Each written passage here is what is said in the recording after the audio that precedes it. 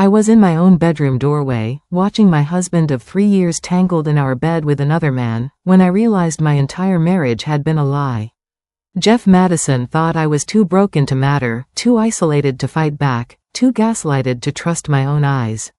What Jeff didn't know, what his lover Camille was about to discover the hard way, was that the paranoid wife he'd been destroying for months had already called in reinforcements. And the man recording everything from the shadows wasn't just any security consultant. He was James Castro, one of the city's most powerful underground kingpins. In my world, betrayal doesn't get swept under the rug. It gets documented, exposed, and buried in courtrooms. Before we dive into this twisted tale of hidden identities and surveillance, if you love watching manipulators get caught red-handed, drop a comment telling me what you think happens when the gaslighter becomes the gaslighted. And subscribe so you never miss these psychological thriller stories that'll have you screaming at your screen in shock. The wedding night should have been the first warning, but Stella was too in love to see it. They'd checked into the honeymoon suite at the Gramercy. Rose petals scattered across white sheets, champagne chilling in a silver bucket, the whole romantic fantasy she'd dreamed about since she was a girl. Jeff had been attentive all day, holding her hand during the ceremony, whispering promises during their first dance. She thought the hard part was over. She thought they'd finally made it. Then he closed the bedroom door, and everything changed. There was no slow undressing, no tender kisses, no whispered words about how beautiful she looked. Jeff approached intimacy like a business transaction he needed to complete before moving on to more important matters. He was rough in a way that felt clinical rather than passionate, focused entirely on his own rhythm, his own release. When it was over, barely 15 minutes after it began, he rolled away without a word and headed straight for the shower.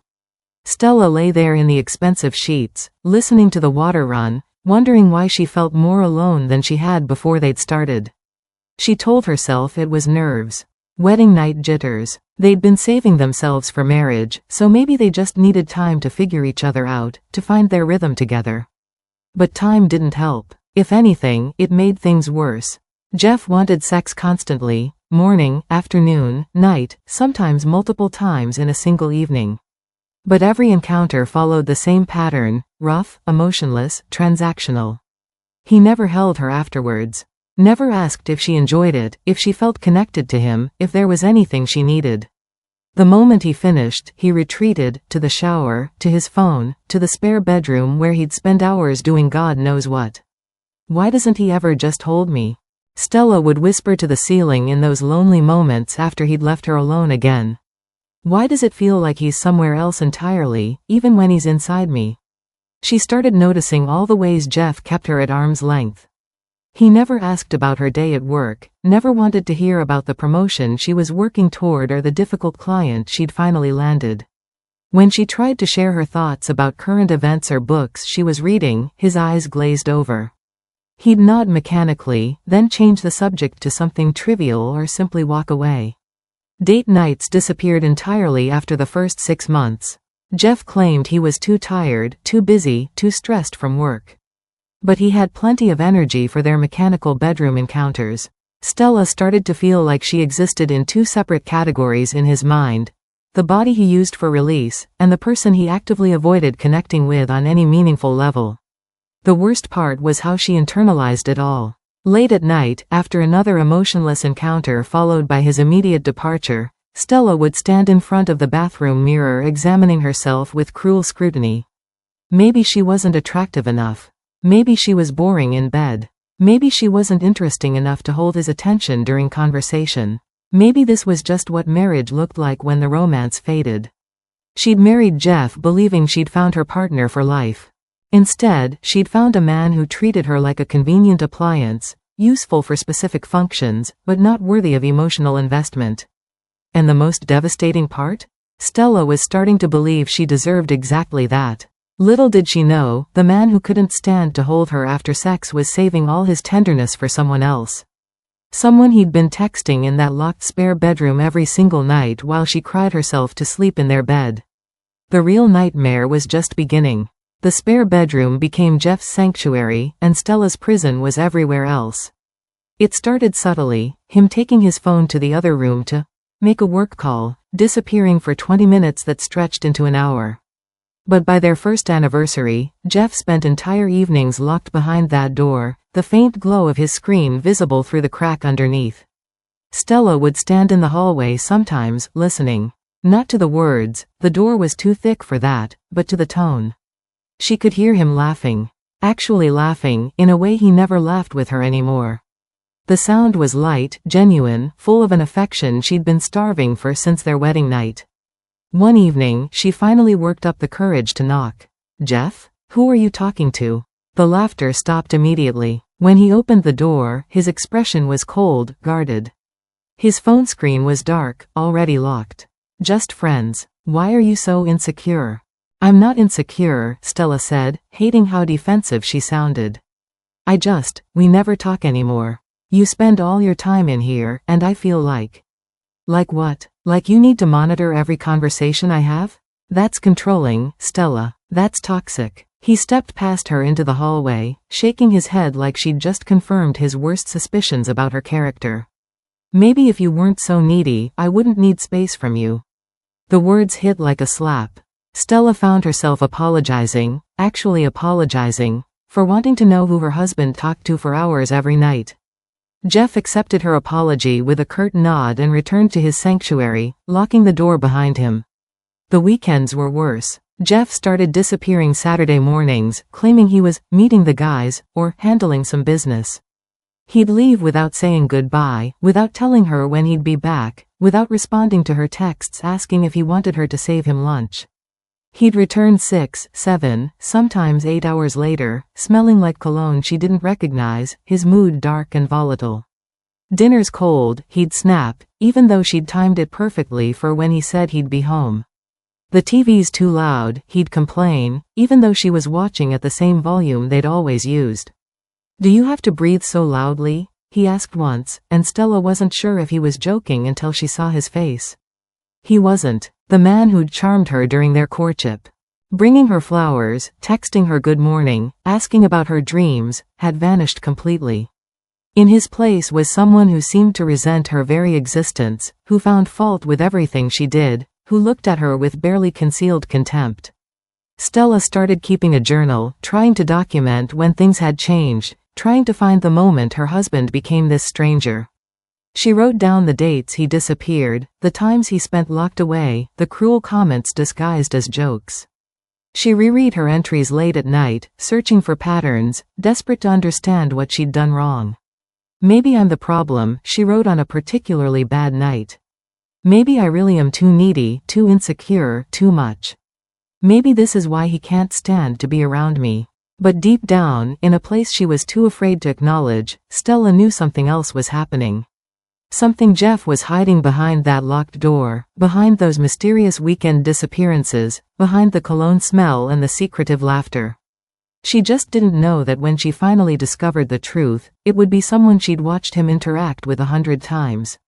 Someone who'd been hiding in plain sight all along, receiving all the affection Jeff denied her. His name was Camille, and Stella was about to understand why her husband had never really been hers at all. Stella first met Camille at a gallery opening 18 months into her marriage. Jeff had been unusually enthusiastic about attending, spending an hour getting ready, changing shirts 3 times, applying cologne with a care he never showed for their date nights, back when they used to have those. "Old friend from high school," Jeff explained as they walked in. "Haven't seen him in years. You'll like him." Camille was impossible to miss. Tall, impeccably dressed in a tailored navy suit with a pocket square that matched his eyes, he commanded attention the moment he entered a room. Flamboyant but not over the top, confident in a way that drew people into his orbit. When he spotted Jeff, his entire face lit up. What happened next made Stella's stomach drop. Jeff, her cold, distant, emotionally unavailable husband, transformed completely. He rushed across the gallery with an enthusiasm she'd never seen directed at her, pulling Camille into a hug that lasted several seconds too long. When they finally separated, Jeff kept his hand on Camille's arm, laughing at something Camille whispered, leaning in close like they were sharing secrets too precious for anyone else to hear. "Jeff's wife," Stella said, extending her hand when Jeff finally remembered she existed. "Stella. Oh, the famous Stella." Camille's smile was warm, genuine. Jeff talks about you all the time. Strange, Stella thought, because Jeff never mentioned Camille to her at all. For the rest of the evening, Stella might as well have been invisible. Jeff orbited around Camille, touching his shoulder during conversations, throwing his head back at Camille's jokes, displaying more life and animation than Stella had seen in their entire marriage. At one point, she watched from across the room as Jeff gazed at Camille with such naked tenderness that she had to look away. The image burned into her mind like a brand. This was the man who couldn't hold her after sex. Who treated conversations with her like obligations. Who made her feel guilty for wanting basic emotional connection. And here he was, radiant with affection for his childhood friend. After that night, Camille appeared everywhere. Every work event, every social gathering, every party they attended. And every time, Jeff underwent the same transformation. The cold, irritable man Stella lived with disappeared, replaced by someone warm, engaged, fully present, for Camille. During a dinner party at a colleague's house, Stella sat at the opposite end of the table and watched Jeff lean into Camille's space, whispering something that made both of them laugh. Jeff's hand rested on Camille's forearm, casual and comfortable, the kind of touch Stella had begged for in their marriage. The kind of touch Jeff acted like was too much to ask. "You're unusually quiet with Camille," Stella mentioned carefully in the car ride home. "I mean, unusually animated. I've never seen you like that." Jeff's jaw tightened. "He's my best friend. We have history." "I know, but what?" His voice turned sharp. "Are you really that jealous of my friendships?" "That's pathetic, Stella. That's insecure and controlling." "I'm not jealous," she protested, even though maybe she was. Jealous of whoever could bring out the version of Jeff she'd married. The version that seemed to only exist for Camille. "I just noticed." "You noticed nothing. You're projecting your own insecurity onto a normal friendship. Maybe if you had friends of your own, you wouldn't be so obsessed with mine." The conversation ended there, but Stella couldn't unsee what she'd seen. The way Jeff's eyes followed Camille across every room. The way he found excuses to stand near him, to touch him, to be in his space. The way his entire demeanor softened when Camille was around, like someone had finally turned on a light inside him. She started paying closer attention at social gatherings, documenting the pattern in her journal. The lingering touches. The private jokes. The way Jeff checked his phone constantly when they were apart, but during events with Camille, his phone stayed in his pocket. He was too focused on the man in front of him. The pieces formed a picture Stella desperately didn't want to see. But ignoring it wouldn't make it disappear. And soon, her body would force her to confront a truth that would shatter everything. Because the rough, emotionless encounters that left her feeling used, they were about to stop entirely. And when they did, Jeff's mask would finally slip completely. Stella's breaking point came on a Tuesday night, 2 years into their marriage. Jeff reached for her with that familiar mechanical urgency, and her body simply said no. Not her mind, her body. Every muscle tensed, every nerve screamed in protest, rejecting what had become a nightly violation disguised as marital duty. "I can't," she whispered, pulling away. "Jeff, I need us to talk first. To connect. I need tenderness, not just what?" His voice was ice. "Not just your wifely obligation? It's not an obligation when there's love involved. When there's care. But you don't hold me, you don't ask how I'm feeling, you don't. So now I'm doing it wrong?" He sat up, and even in the darkness, she could feel his contempt. "Nothing I do is ever enough for you, is it? That's not what I'm saying. I just need emotional connection. I need to feel like you actually want me, not just my body." Jeff laughed, but there was no humor in it. "You know what? Fine. If my touch is so traumatic for you, I won't bother anymore." He moved to the spare bedroom that night. And every night after. At first, Stella felt relief. Her body could finally heal from the constant roughness, the emotionless encounters that left her feeling hollow. But the relief was short-lived because Jeff's cruelty found new channels. It started subtly. A comment here, a whisper there, casual observations dropped into conversations with their mutual friends. Stella didn't notice at first. She was too focused on the strange looks she'd started receiving at social gatherings. Sarah, a colleague's wife she'd considered a friend, suddenly became cold. At a dinner party, Stella approached a group of women she usually chatted with, and the conversation died immediately. They exchanged glances, awkward and pitying, before making excuses to drift away. Did I do something wrong? Stella asked Rachel, the one woman who still spoke to her. Rachel looked uncomfortable. Look, I don't want to get involved, but maybe you should talk to Jeff about the things he's been saying. What things? I really shouldn't. Rachel glanced around nervously. Just talk to him, okay? But when Stella pressed harder, Rachel finally cracked. Jeff had been telling people that Stella had let herself go since the wedding. That she snored so loudly he couldn't sleep in the same room. That she had hygiene issues down there that made intimacy difficult. That he was trying to be patient, trying to be supportive, but it was taking a toll on their marriage. None of it was true. Not one word. But the rumors had spread like wildfire through their social circle, and now Stella understood why women avoided her, why invitations had dried up, why conversations stopped when she entered rooms. She confronted Jeff that night, voice shaking with rage and humiliation. You told people I have hygiene problems? That I let myself go? None of that is true. Jeff's expression was perfectly calibrated innocence. What? I never said any of that. Where is this coming from? Rachel told me. Rachel? He laughed, shaking his head sadly. Stella, Rachel has been jealous of you since we got married. She's clearly making things up to cause problems between us. Multiple people have been avoiding me. Because you've been acting paranoid and accusatory. People can sense that energy. Maybe if you focused on actually taking care of yourself instead of imagining conspiracies, people would want to be around you more. The gaslighting was masterful. He'd turned her confrontation into proof of her instability, her legitimate concerns into evidence of paranoia. By the time the conversation ended, Stella found herself apologizing again, promising to work on herself, questioning whether she really did have hygiene issues she wasn't aware of. She spent an hour in the bathroom that night, checking, cleaning, examining herself with cruel scrutiny. Everything was normal. Everything was fine. But Jeff's lies had burrowed so deep into her mind that she couldn't trust her own senses anymore. The isolation was suffocating. Her friends gone, her husband disgusted by her, her reputation destroyed by whispers she couldn't fight. Stella had never felt more alone, more trapped, more desperate for someone, anyone, to see the truth of what was happening to her. That's when she found the card for Shadow Shield Securities, tucked in her wallet from a women's safety seminar she'd attended months ago. The tagline promised discreet help for domestic situations. Stella made the call the next morning, not knowing she was about to walk into the web of a man who'd been waiting for this moment for 6 months. A man who'd been watching her suffering from the shadows, documenting everything, building a case, not out of justice, but obsession. His name was James Castro, and he was about to change everything. Before we meet the man who's been watching Stella from the shadows, let me ask you something. Have you ever felt like someone was paying attention to you in ways you couldn't quite explain?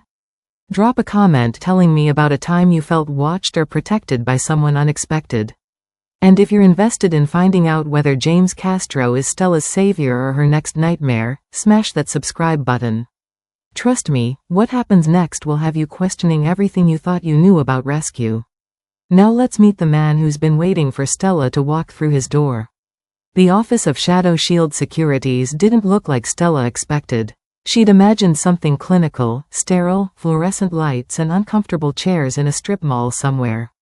Instead, she found herself in a downtown high-rise, riding an elevator to the 15th floor, stepping into a space that screamed money and power. Exposed brick walls, leather furniture, floor-to-ceiling windows overlooking the city. This wasn't a small operation run by ex-cops supplementing their pensions. This was something else entirely. Ms. Madison? The receptionist smiled warmly. Mr. Castro will see you now. James Castro stood when Stella entered, and her first thought was that he didn't look like any security consultant she'd imagined. He was young, maybe 32, with sharp features, dark eyes that seemed to see everything, and an intensity that made her feel simultaneously vulnerable and protected. He wore an expensive suit, perfectly tailored, and moved with the confidence of someone who'd never been told no in his life. Please, sit. His voice was measured, calm. Tell me what brought you here today. Stella had rehearsed this moment 100 times, but now, faced with someone who actually seemed to care, the words tumbled out in a rush. The mechanical intimacy, Jeff's emotional absence, the locked spare bedroom and mysterious weekend disappearances. Camille and the transformation she witnessed. The cruel rumors that destroyed her social circle. The gaslighting that made her question her own sanity. James listened without interruption, taking detailed notes in a leather journal, his expression never betraying judgment or disbelief. He asked questions that were insightful, precise, about timelines and patterns, about Jeff's routines and habits, about whether Stella felt physically safe. "Has he ever been violent?" James asked. "Not physically, but the way he treats me during." Stella couldn't finish the sentence. "It's rough. Clinical. Like I'm not really there." James's jaw tightened almost imperceptibly. "And Camille, you said Jeff transforms around him. Can you describe that transformation more specifically?" As Stella talked, she felt something she hadn't experienced in years, the sensation of being truly heard. James didn't dismiss her concerns or suggest she was overreacting. He didn't make her feel paranoid or crazy. He treated her observations as valid, her instincts as trustworthy. "What you're describing is a classic pattern of emotional abuse combined with possible infidelity," James said when she finished. "The gaslighting, the isolation tactics, the dual personality around specific individuals. If you're comfortable with it, we can install discrete monitoring equipment in your home. Not to invade your privacy, but to document any behavior that might be useful should you decide to pursue legal separation." "How long would that take to set up?" Stella asked. James's expression remained neutral. "We could have someone there by the end of the week." What Stella didn't know, what she couldn't possibly have known, was that James Castro wasn't just a security consultant. He was the head of one of the city's most powerful criminal organizations, running everything from money laundering operations to underground gambling rings, all disguised behind a network of legitimate businesses. Shadow Shield Securities was real, but it was also the perfect cover for surveillance operations that had nothing to do with domestic disputes. More critically, Stella didn't know that James had been watching her for 6 months before she ever walked through his door. He'd first noticed her on a Tuesday evening in early spring, walking home from work past one of his legitimate properties. Something about her posture had caught his attention, shoulders slumped, eyes red and swollen, moving through the world like she was carrying weight no one else could see. James had made inquiries, discovered her name, her address, her marriage to Jeff Madison. And he'd felt something he rarely experienced, desire mixed with something uncomfortably close to protectiveness. For 6 months, James had watched her deteriorate. Seen her coming home later and later, walking slower and slower, looking more broken with each passing week. He'd told himself he was just monitoring a situation, gathering information out of curiosity. But the truth was darker than that. He wanted her, and when he'd discovered she was married, instead of moving on, James did what he did best. He started building a case, gathering leverage, waiting for the perfect opportunity to insert himself into her life. When Stella called to book a consultation, James had smiled at the timing. Fate providing what he'd been too moral, or too strategic, to take by force. "If things escalate," James said, handing Stella his card, "call me immediately. Day or night. You deserve better than this, Ms. Madison." As Stella left his office, James returned to his private suite and opened a laptop that had nothing to do with Shadow Shield Securities' official operations. Multiple screens flickered to life, showing feeds from cameras he'd already installed in the Madison home 2 weeks prior. Tiny devices hidden in smoke detectors, electrical outlets, air vents. Professional-grade surveillance that had been documenting Jeff's every move, capturing evidence of his affair, recording conversations that would destroy him in any courtroom. James had been preparing for this moment for months. Now Stella had handed him permission to be her savior. She just didn't know the rescue would come with strings she couldn't see. Strings that had been wrapped around her long before she ever knew his name. On one of the screens, Stella arrived home. Jeff was in the spare bedroom again, phone glowing, that same secretive laughter James had recorded dozens of times before. Soon, James would give Stella the evidence she needed. But first, he'd make sure she had nowhere else to turn. Only then would she truly be his. James had told Stella the cameras could be installed by the end of the week. What he didn't tell her was that they'd been operational for 14 days already, capturing every moment of her life in high-definition clarity. The installation had been simple. James owned the building management company that serviced the Madison's apartment complex, one of dozens of legitimate businesses in his portfolio. A maintenance request for routine smoke detector inspection had given his team access to every room. The cameras were military-grade, no bigger than a pinhole, embedded in devices people checked every day but never really looked at.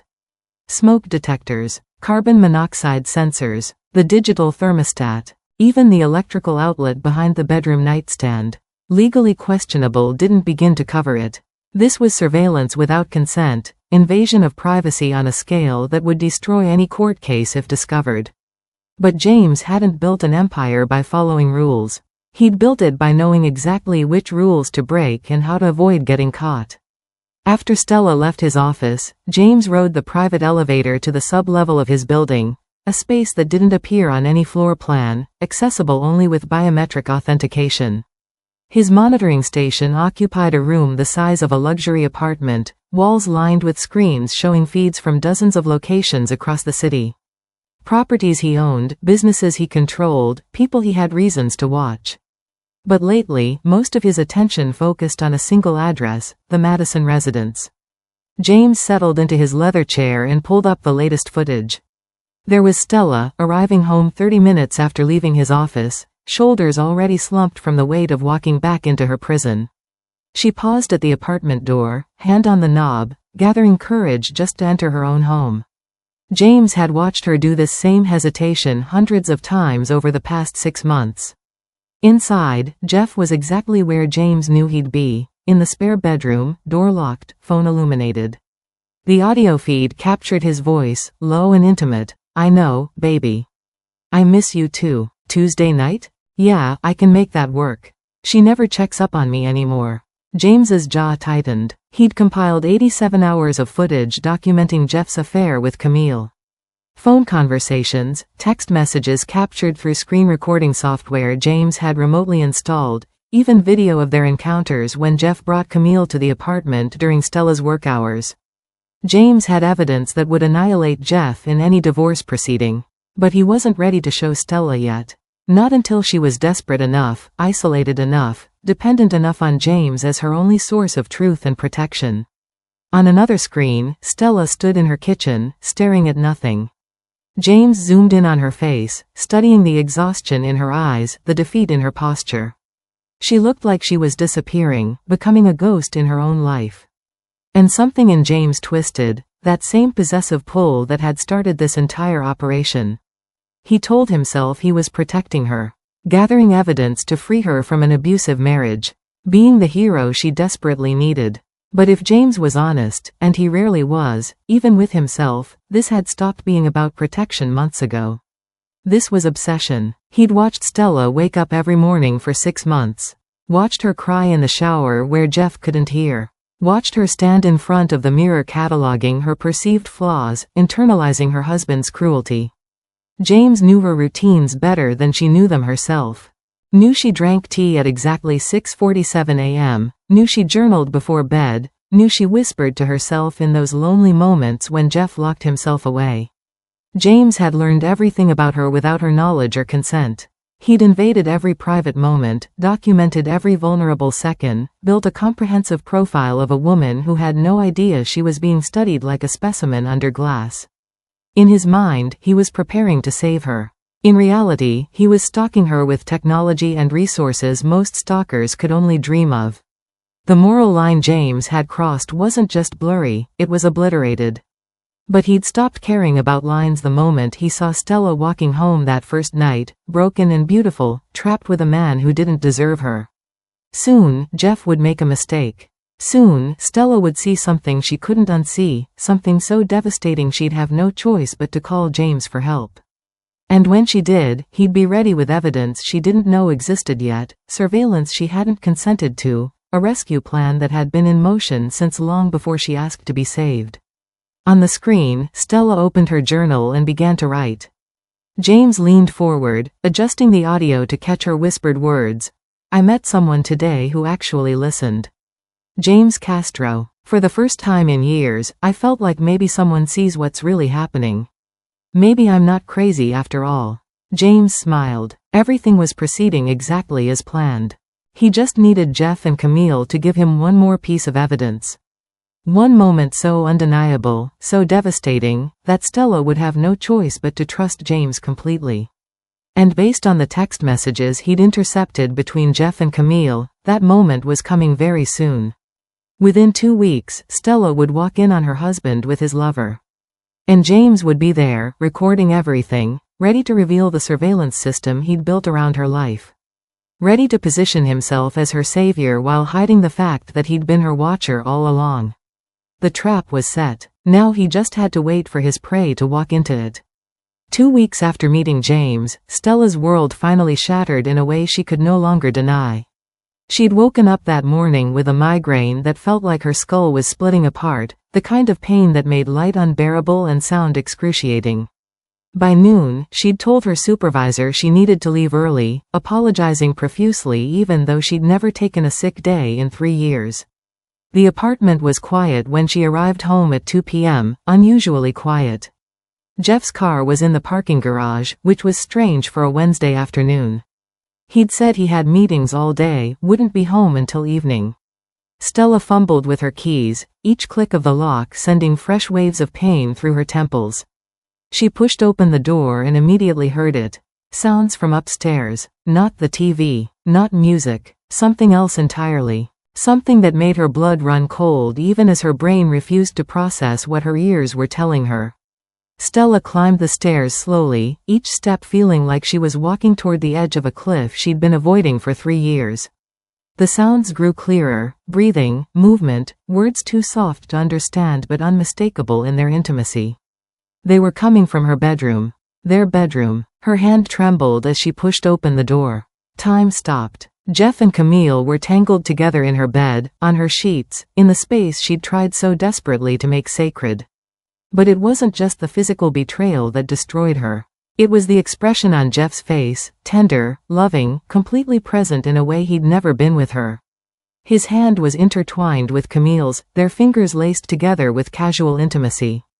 They were so lost in each other that they didn't notice her standing there. Stella tried to breathe, but her lungs wouldn't cooperate. The room tilted. Her vision blurred at the edges, darkness creeping in from all sides. She heard herself make a sound, something between a gasp and a sob, and then the world disappeared entirely. She hit the floor hard, the impact finally alerting the 2 men to her presence. Through the haze of consciousness leaving her body, she heard scrambling, cursing, the rustle of clothes being grabbed in panic. What Stella didn't see, what she couldn't have seen in her moment of collapse, was the 4th person in her apartment. Standing in the hallway just outside the bedroom door, phone raised and recording everything, was James Castro. He'd received an alert from his surveillance system the moment Jeff had entered the apartment with Camille. He'd watched them through the cameras for 20 minutes, documenting everything. And when his phone tracked Stella leaving work early, he'd installed tracking software on her device during their consultation, embedded in a safety app he'd insisted she download. James had driven to the Madison residence to be there for what he knew was coming. He stood in the shadows of the hallway now, capturing everything in 4K clarity.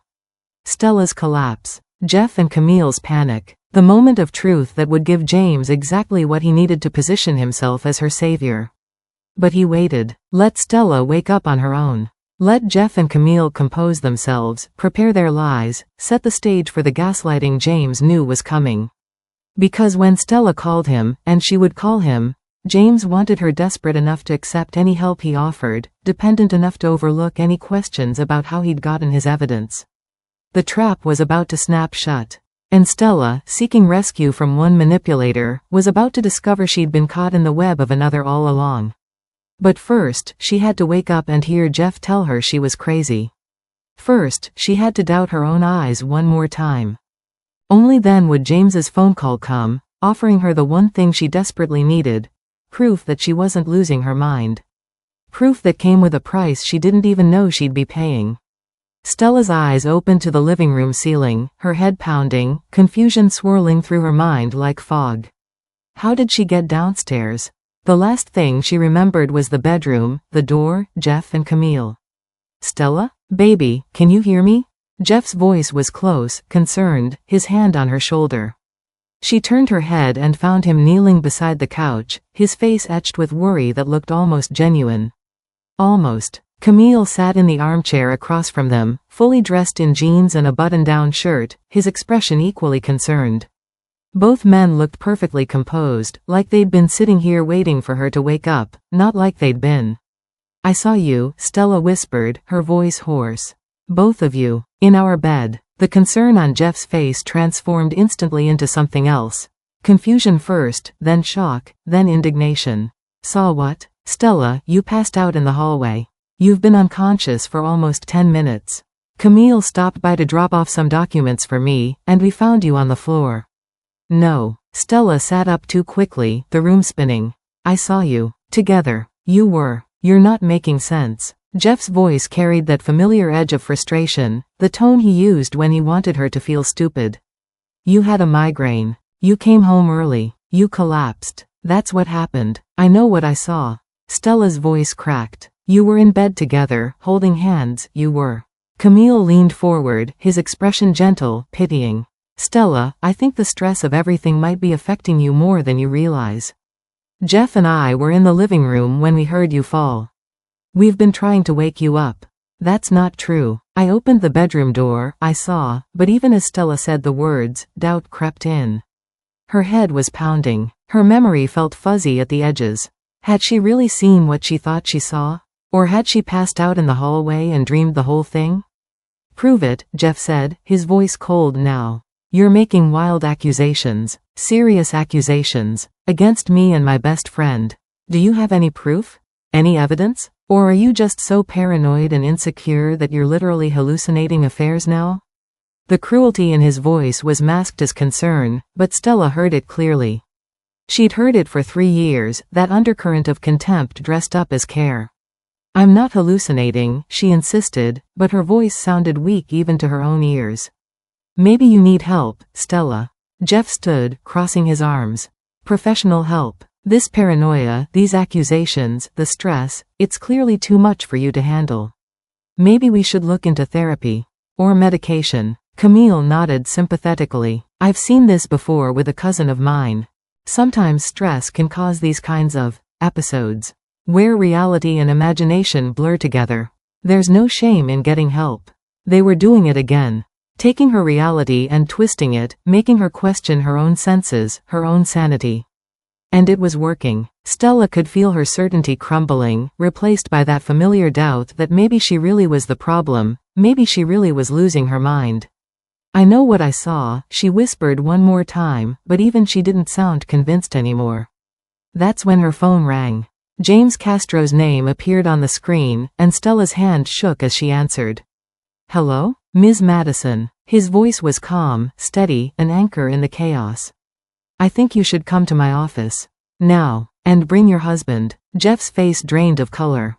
Who is that? How do you? Stella started to ask James, but he cut her off. Trust me, Stella. Come now. Both of you. And you might want to bring Camille too. The line went dead. Stella looked at Jeff, whose confident mask had cracked just slightly, fear flickering behind his eyes. And for the first time since waking up, she felt something other than doubt. She felt hope that maybe, just maybe, someone else had seen what she'd seen. Someone who could prove she wasn't crazy after all. If you're as shocked as Stella is about to be, hit that like button right now. And drop a comment. Do you think James is a hero, or does something feel off about how he got this evidence? Subscribe, because what happens in this office is just the beginning of an even darker twist. Now let's watch Jeff's world come crashing down. The elevator ride to James's office felt like descending into another dimension. Jeff was silent, jaw clenched, while Camille fidgeted with his phone, deleting something frantically. Stella stood apart from both of them, her migraine forgotten, replaced by electric anticipation she didn't fully understand. James's office was nothing like the consultation room where Stella had first met him. This was the top floor, accessed by a private elevator that required a keycard. Floor-to-ceiling windows overlooked the entire city. Leather furniture that probably cost more than Stella's car. Two men in dark suits stood by the doors, not receptionists, something else entirely. "Please, sit." James gestured to the chairs facing his massive desk. His expression was unreadable, professional, but Stella caught something in his eyes when he looked at her. Something almost possessive. Jeff sat down with false confidence. "I don't know what you think you know, but..." James pressed a button on his laptop. The wall behind him transformed into a screen, and Stella's breath caught. There was her bedroom in crystal clear high definition. There was Jeff and Camille, tangled together exactly as she'd seen them. The timestamp read 1:47 p.m., less than 2 hours ago. But James didn't stop there. He clicked to another clip. Same bed, different day. Then another. And another. 3 months of footage, dozens of encounters, all captured with professional-grade clarity that revealed cameras Stella had never noticed. "That's from today," James said calmly. "Would you like to see last Tuesday? Or the weekend before that?" Camille made a sound like he was going to be sick. Jeff's face had gone from tan to gray. But James wasn't finished. He played another clip. Jeff at a bar with mutual friends, his voice clear through whatever microphone had captured it. "Stella? Man, she's let herself go since the wedding. I can barely stand to touch her anymore." And the hygiene issues, the friends laughed, and Jeff continued spinning his lies while Stella watched herself be destroyed in real time. Another clip. Jeff and Camille in the spare bedroom, Camille asking, "When are you going to leave her?" Jeff's response, "Soon. I'm documenting everything to make her look unstable. By the time I file, she'll be lucky to get anything." God, she's so stupid. 3 years and she still hasn't figured it out. Stella felt tears streaming down her face, but they weren't tears of sadness. They were rage. "You were spying on us?" Jeff finally found his voice, standing up, trying to reclaim control through indignation. "That's illegal. This is invasion of privacy." James leaned back in his leather chair, completely unfazed. "So is adultery in this state. So is emotional abuse, defamation, and marital fraud. Would you like me to continue?" "I have 87 hours of footage, Jeff. I've been very thorough. This can't be used in court. Maybe not all of it. But enough of it can. The audio recordings from public spaces. The financial documents showing how you've been hiding assets. The text messages." James's voice was ice. "I'm very good at knowing exactly which lines I can cross and which ones I can't." Stella stared at the screen, then at James. "How long have you been watching?" 6 months. James met her eyes directly, and Stella saw something flicker there, something that should have terrified her but somehow didn't. "Not yet. I've been watching both of you for 6 months." The confession should have shocked her. Should have made her question everything. But all Stella could think was, he has proof. Proof that she wasn't crazy, wasn't paranoid, wasn't imagining things. Proof that everything she'd suspected was true. "Why?" she whispered. James's expression softened slightly when he looked at her, and hardened to stone when he turned back to Jeff. "Because some people deserve to be watched." The silence in the office was suffocating. Stella's question hung in the air like smoke, and everyone waited for James to answer. Why would he do this? How did he get cameras in her house? The footage showed angles from multiple rooms, professional equipment that must have taken planning, resources, time. James's jaw tightened, and for just a moment, the mask of the consummate professional slipped. What Stella saw beneath was raw, dangerous, and completely focused on her. "Because I've watched you for 6 months, Stella." His voice was quiet but carried the weight of confession. "I've seen you walk home every single day looking broken. Shoulders slumped, eyes red, moving through the world like you were carrying something too heavy to bear. I noticed you before you ever walked into my office." Stella's breath caught. "Before I? What do you mean before?" "I made inquiries. Discovered you were married to him." James gestured toward Jeff with barely concealed contempt. "And it bothered me, the way you looked, the way you were disappearing. So I did what I'm good at, I gathered information." The implications crashed over Stella like a wave. The cameras had been there before she hired him. Before she even knew his name. He'd been watching her, studying her, documenting her life without her knowledge or consent. Jeff stood abruptly, his fear temporarily masked by outrage. "You're admitting you illegally surveilled private property? That you stalked my wife? Do you have any idea?" "Sit down." James didn't raise his voice, but the two men at the doors shifted slightly, and Jeff sat. The power dynamic in the room was crystal clear now.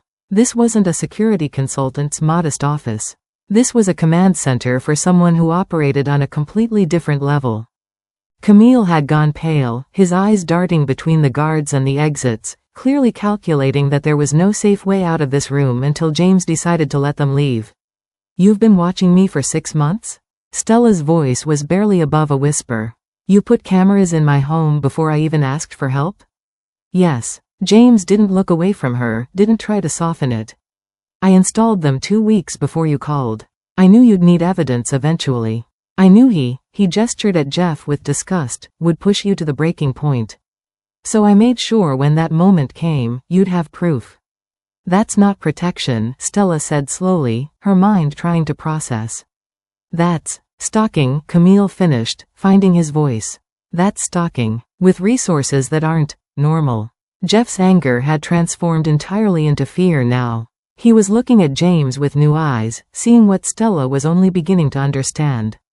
The expensive office that took up an entire floor. The security detail that moved like military personnel. The casual way James had surveilled an entire residence with equipment that cost more than most people's cars. The ease with which he admitted to crimes that would destroy any normal person. "Who are you?" Jeff asked, his voice cracking. "Really?" James smiled, and it was the most terrifying thing Stella had seen all day. "Someone you really shouldn't have crossed." Stella stood on shaking legs, moving toward the windows, needing distance to think. James had saved her, given her proof that she wasn't crazy, documented every cruelty Jeff had inflicted. But he'd also invaded her privacy for 6 months, watched her most vulnerable moments, installed surveillance equipment in her bedroom without her knowledge. "You watched me," she said, her back to the room. "For 6 months. You saw everything." "Yes." James's voice was closer now. He'd stood, moved toward her but maintained distance. "I watched you suffer. And I waited until you came to me. I could have approached you sooner, but I wanted you to choose to seek help. I just made sure when you did, I was ready." The confession should have terrified her. Should have made her run from this office and never look back. But Stella's mind was already calculating something else entirely. James had watched her, documented Jeff's cruelty, given her evidence that would destroy her husband in any divorce proceeding. And looking at him now, seeing the intensity in his eyes when he looked at her, Stella realized something that should have frightened her but somehow didn't. James's obsession with her case wasn't professional at all. It was personal, possessive, dangerous in ways she was only beginning to understand. The question was, did that make him her savior or just another cage? The divorce papers were filed within a week. Jeff moved out within 2. And through it all, James was there. Not hovering, not demanding, just present in a way that felt like oxygen after years of suffocation. He helped Stella find a lawyer, though she suspected he'd already vetted every divorce attorney in the city before recommending one. He had his security team escort her to the apartment when she needed to collect belongings, standing silent and protective while Jeff glared from across the room.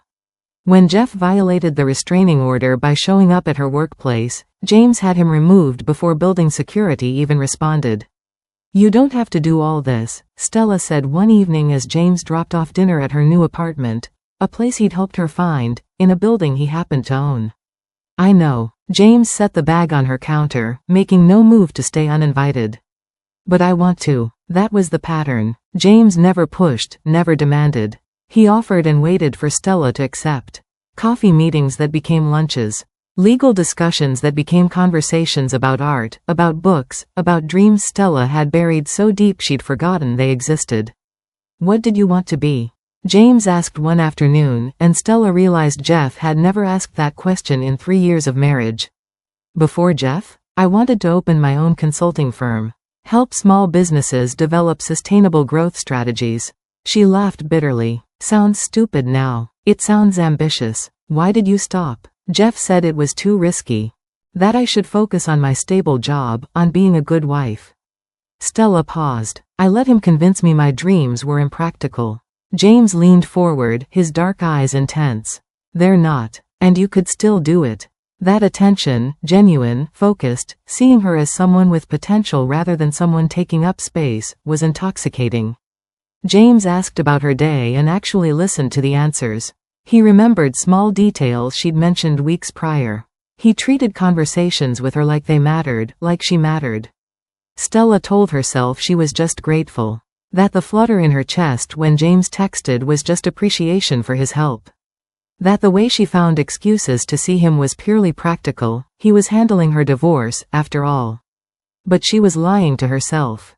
6 weeks after the footage revelation, James kissed her. They'd been reviewing legal documents in his office, and Stella had made a joke about finally understanding why people hated lawyers. James laughed, actually laughed, warm and genuine, and when their eyes met, something shifted. "I shouldn't," James said, but he was already leaning closer. "No," Stella agreed. "You probably shouldn't." He kissed her anyway. And Stella kissed him back, knowing it was too soon, knowing her divorce wasn't final, knowing James had stalked her for 6 months before ever speaking to her. The heart wants what it wants, even when the brain screams warnings. They started dating in that undefined way where neither acknowledged what was happening but both understood. Dinners that weren't quite dates. Nights where James stayed over but never assumed, always asking permission. Conversations that stretched until dawn about everything and nothing. For the first time in years, Stella felt seen. Valued. Like she was someone worth knowing rather than someone to tolerate. What she didn't fully recognize, what she couldn't see because she was too close to it, was how perfectly orchestrated everything had been. The surveillance that captured exactly what she needed to see. The revelation timed precisely when she was most desperate. The emotional support offered at the exact moment she was most vulnerable. James had removed Jeff from her life and inserted himself into the vacant space so smoothly that Stella never noticed she'd traded one cage for another. This cage just felt like safety. Like freedom. Like someone finally caring about her the way she'd always deserved. She didn't see that James had been building this cage for 6 months, watching her through cameras, learning exactly what she needed so he could become exactly that. Didn't recognize that falling for him was precisely what he'd engineered from the beginning. And by the time she realized the truth, it would be too late. Because Jeff was about to make one final move that would expose not just James's surveillance, but the entire criminal empire he'd been hiding. Then Stella would have to choose: stay with the man who'd watched her without permission, or return to the man who'd destroyed her with intention. But those weren't really choices at all. They were just different versions of captivity. We're at the final chapter, and trust me, you won't believe how this ends. If you've been on this twisted journey with Stella, hit that like button and drop a comment telling me, should Stella choose Jeff, James, or herself? Subscribe so you never miss these psychological thrillers that make you question everything about love, control, and freedom. Now let's see how Stella's story concludes. 3 months into her relationship with James, Stella's phone buzzed with an email that made her blood run cold. The subject line read, "We need to talk about your boyfriend." The sender was Jeff's lawyer. Attached were documents, pages and pages of them. Financial records linking James Castro to shell corporations. Surveillance photos connecting him to known organized crime figures. Federal investigation reports that had somehow been leaked. Money laundering charges that had been buried. James wasn't just a security consultant with questionable methods. He was the head of a criminal empire that stretched across 3 states. Stella's hands shook as she scrolled through evidence of the man she'd been sleeping with, the man she'd trusted to rescue her. Everything was there. The legitimate businesses that were fronts, the political connections that kept him protected, the violence he'd ordered when negotiations failed. Her phone rang. "Jeff, did you get my present?" His voice carried smug satisfaction. "Turns out your white knight is actually a crime lord. And you've been fucking him while we're still legally married. Technically, that makes you an adulteress, Stella. Which means I can contest everything in the divorce. You cheated for 3 years. With no proof until your criminal boyfriend illegally surveilled our home. Evidence obtained illegally isn't admissible, remember? But evidence of you sleeping with Castro while married to me? That's very admissible." Jeff paused, letting it sink in. "Here's what's going to happen. You come back to me, we work on our marriage publicly, and in a year, we have an amicable divorce where you get nothing. Or I send everything I have on Castro to the FBI, you lose him anyway, and you still get nothing because you committed adultery." Stella ended the call, her mind racing. This couldn't be happening. She'd finally escaped, finally found someone who saw her, and now. Stella. James stood in her doorway. She hadn't heard him arrive, hadn't heard him use the key she'd given him. "We need to talk." His face told her everything. He knew, had probably known the moment Jeff's investigator started digging. "Is it true?" she asked. "All of it?" "Yes. No lies, no deflection. Just that brutal honesty she'd appreciated until this moment. I've built an organization that operates outside the law. I've done things that would put me away for life if the wrong people found the right evidence. And Jeff has enough to destroy everything. So what do we do?" James sat across from her, and for the first time since she'd met him, he looked defeated. "I have two choices. Let you go back to Jeff to keep him quiet, protect my people, my business. Or fight him, which means federal investigations, prosecutions, and you caught in the crossfire. Your name in every newspaper as the mistress of a mob boss. Your career destroyed. Possibly charges against you for knowing about my activities." "Those aren't choices," Stella whispered. "No," James agreed. "They're not." The meeting happened in a neutral location, a lawyer's conference room with all three of them present. Jeff sat with smug confidence, his evidence stacked in neat folders. James sat with controlled rage, his own recordings ready but useless against federal crimes. And Stella sat between them, finally seeing clearly. Jeff had destroyed her with intention, weaponizing her body and her reputation, isolating her systematically for 3 years. James had saved her with obsession, watching her without consent, orchestrating her rescue because he wanted to possess her, not free her. Both men had built cages. Jeff's cage was obvious, cruel and confining. James's cage was beautiful, comfortable and seductive. But they were still cages. "Stella." Jeff leaned forward. "Come home. We can fix this." "Stella." James's voice was tight. "I can protect you, but you have to trust me." And finally, after years of being told her value came from being chosen, being claimed, being possessed by someone else, Stella understood something fundamental. The hardest choice wasn't between two men. It was choosing herself when she had no resources, no support system, no clear path forward. When choosing herself meant losing the security James offered and refusing the familiar hell Jeff represented. When choosing herself meant being alone, uncertain, and completely responsible for rebuilding a life both men had helped destroy. Stella stood, her chair scraping against the floor. "I choose neither of you." Jeff laughed. "You'll have nothing. No money, no protection. I'll have myself." Stella looked at James, seeing the pain in his eyes but also the possession. "You said you watched me for 6 months because seeing me suffer bothered you. But you never asked what I wanted. You decided what I needed and built a cage around it." She turned to Jeff. "And you destroyed me because I wasn't what you needed me to be. You wanted a cover, not a wife. Where will you go?" James asked quietly. "I don't know yet." Stella gathered her purse, her hands steady for the first time in months. "But that's my choice to make. Not yours. Not his. Mine." She walked out of that conference room into a future with no guarantees, no safety net, no man to define her worth. And for the first time in 3 years, Stella Madison felt something she'd almost forgotten existed. Freedom.